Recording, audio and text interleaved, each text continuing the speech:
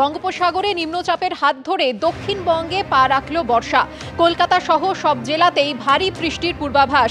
দক্ষিণবঙ্গের বেশ কয়েকটি জেলাতে প্রবল বৃষ্টি হওয়ার সম্ভাবনা রয়েছে।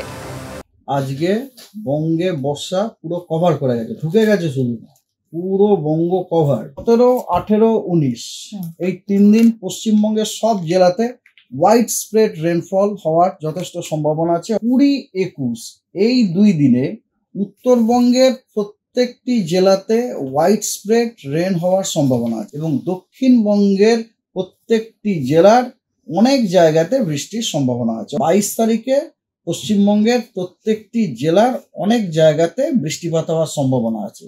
23 তারিখ দক্ষিণবঙ্গের প্রত্যেকটা জেলার অধিকাংশ স্থানেই বৃষ্টিপাত হওয়ার সম্ভাবনা আছে এবং উত্তরবঙ্গের প্রত্যেকটি জেলার অনেক জায়গাতে বৃষ্টিপাতের সম্ভাবনা আছে। বাঁকুড়া, পশ্চিম বর্ধমান, পূর্ব বর্ধমান, বীরভূম, মুর্শিদাবাদ এবং হুগলি এই জেলাগুলিতে কিছু কিছু জায়গায় হেভি থেকে ভেরি হেভি রেনফল হওয়ার সম্ভাবনা আছে।